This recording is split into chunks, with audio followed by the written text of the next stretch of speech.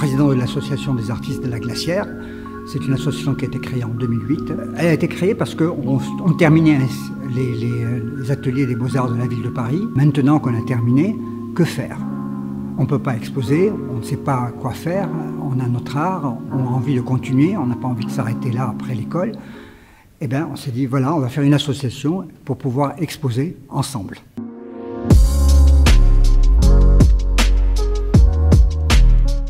Donc, je peignais pour le plaisir. Je me suis rendu compte que ça me procurait énormément de joie, indicible à exprimer comme ça, en parole, mais il fallait que je montre mon travail aussi pour qu'on puisse en discuter.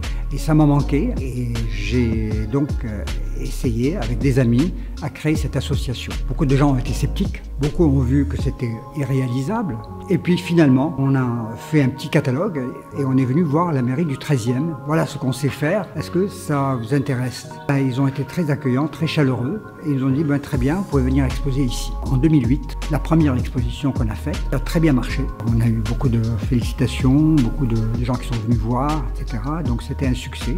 Et d'année en année, ça a toujours bien marché. Et chaque année, on développait un peu plus le concept. Cette année, elle vient après le Covid. Donc il y avait une envie très forte d'exposer. Et on est parti sur une sorte de melting pot de tout ce qu'on avait l'habitude de faire. On a tout mis ensemble.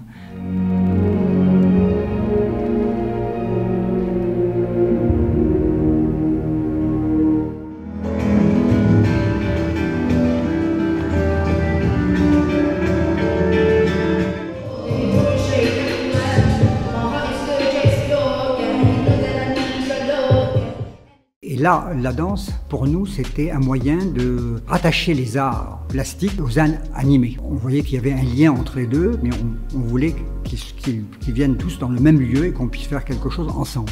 Nous avons un autre spectacle qui s'appelle l'Ensemble Orage, qui intervient aussi la plupart du temps dans nos expositions. Et celui-ci a une particularité, c'est qu'il s'attache à des œuvres particulières auxquelles il est sensible et fait une performance autour de ces œuvres, en faisant intervenir la musique, la danse, le chant. C'est de l'improvisation, totalement. Et c'est ce qui nous intéresse parce que nous, dans notre démarche, c'est amener les gens à exprimer des émotions par rapport aux œuvres qu'ils voient.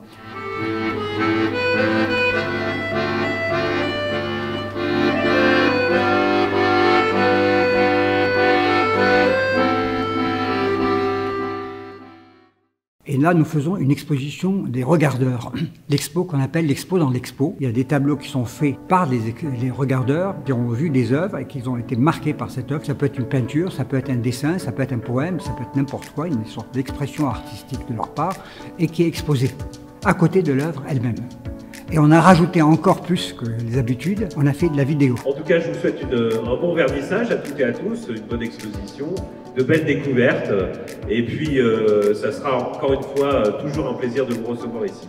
Merci Monsieur le Président pour cet engagement et merci à tout le bureau pour l'accrochage.